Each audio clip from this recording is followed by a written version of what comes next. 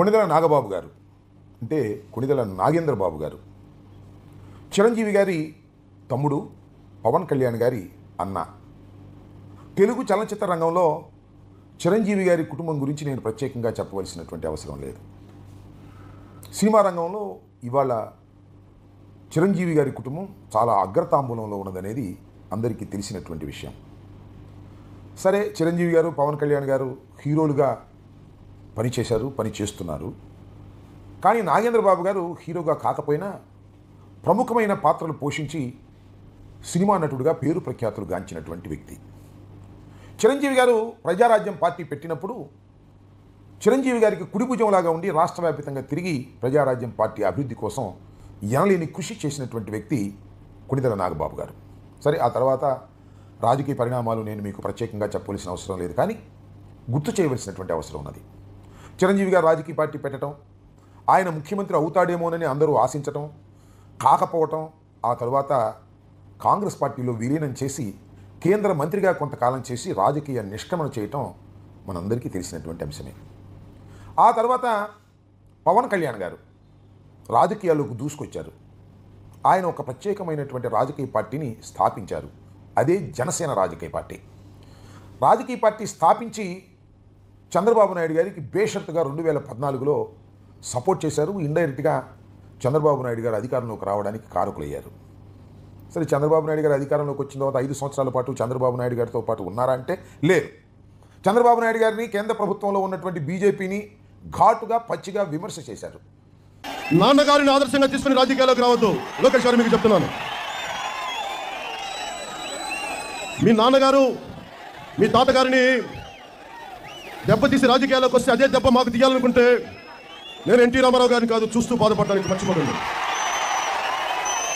ఎంత మర్యాద ఇస్తానో, ఎంత గౌరవం ఇస్తానో అంతకంతా పిచ్చి పిచ్చి వేషాలు వేస్తే అంత బలంగా ఎదురు తిరుగుతాను, జాగ్రత్త. ఆ తర్వాత 2019లో విడిగా పోటీ చేశారు. సిపిఐ, సిపిఎం ఇంకా ఇతర పక్షాలతో కలిసి థర్డ్ ఫోర్స్గా కంటెస్ట్ చేసి చతికిలబడ్డారు. 2 చోట్ల పోటీ చేస్తే ఆయనే స్వయంగా ఒక్క చోట కూడా గెలవకోకుండా తీవ్రమైన పరాజయానికి లోనయ్యారు. ఆ తర్వాత ఇండిపెండెంట్గా ఉండేటటువంటి ప్రయత్నం చేసినట్టుగా కనిపించారు, కానీ తర్వాత ఇండిపెండెంట్గా లేరనే విషయం మీ అందరికీ తెలుసు. కానీ ఒక్కసారి జనసేన పార్టీ ఆవిర్భావం నుంచి ఇప్పటి వరకు మనం చూసినట్లయితే, పవన్ కళ్యాణ్ గారి ఉపన్యాసాలు పరిశీలించినట్లయితే ఆయన చెప్పిన మాటలు ఇన్ని అన్నీ కాదు. అవినీతి, అక్రమాలకు వ్యతిరేకంగా ఈ పార్టీ పుట్టిందన్నారు. ఆశ్రిత పక్షపాతం, బంధు ప్రీతి లేనటువంటి ఒక కొత్త రాజకీయ ఒరవడిని ఆంధ్రప్రదేశ్లో తీసుకొస్తానని కూడా చాలా సందర్భాల్లో చెప్పారు. ఎక్కడో పవన్ కళ్యాణ్ గారికి సిన్సియారిటీ ఉంది అనేటువంటి భ్రమను కల్పించడంలో విజయం సాధించగలిగారు పవన్ కళ్యాణ్ గారు.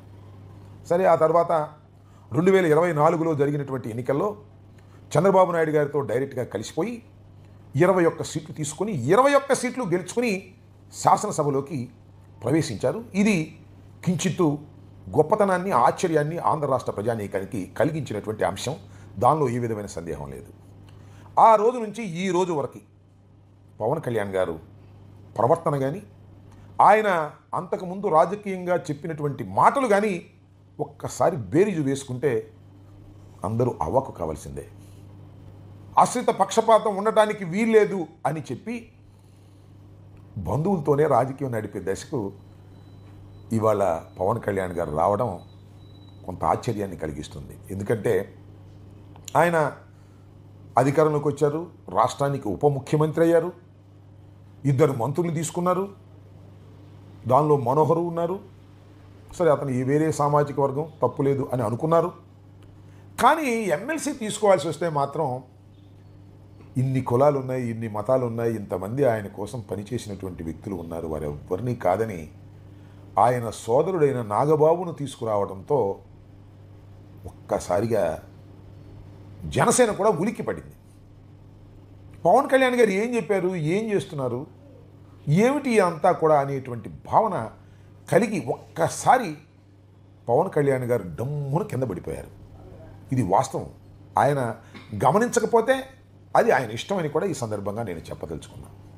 దానితో పాటు ఇంకొక చిత్రం, బహుశా భారతదేశ రాజకీయాల్లో ఇప్పుడు ఎక్కడా జరగనటువంటి విచిత్రం.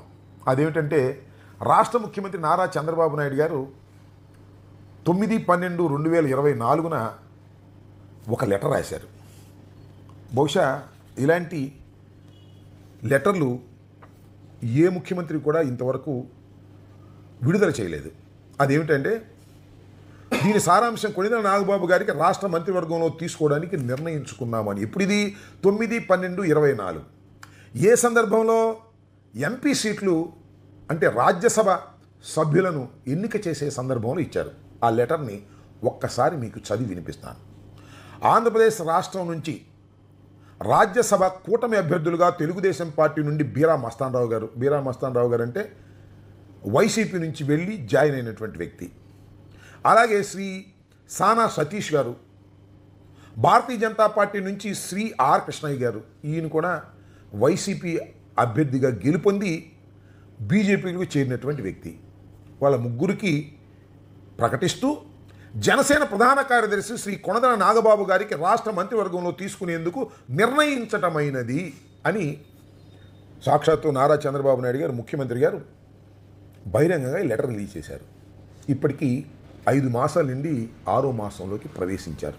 సరే, విధానం చెడ్డ ఫలితం ఉండాలని ఇచ్చిన అనేక వాగ్దానాలు, అనేక ఉపన్యాసాలు, అనేకమైన నీతి వాక్యాలు చెప్పినటువంటి పవన్ కళ్యాణ్ గారు విధానం తప్పి తన బంధువు స్వయాన సోదరుడైనటువంటి వ్యక్తికి ఎమ్మెల్సీ ఇవ్వటమే కాకుండా మంత్రివర్గంలోకి తీసుకురావడానికి కూడా చంద్రబాబు నాయుడు గారి మీద ఒత్తిడి తీసుకొచ్చి లెటర్ రిలీజ్ చేయగలిగారు. సంతోషం. కానీ ఇంతవరకు కాలేదే. 6 మాసాలు వస్తుందే. ఇది పవన్ కళ్యాణ్ గారికి కానీ జనసేనకు కానీ షైగా లేదా అని అడుగుతా ఉన్నా. ఇంతగా తాపత్రయపడవలసినటువంటి అవసరం ఏమున్నది అనేది రాజకీయంగా నా ప్రశ్న.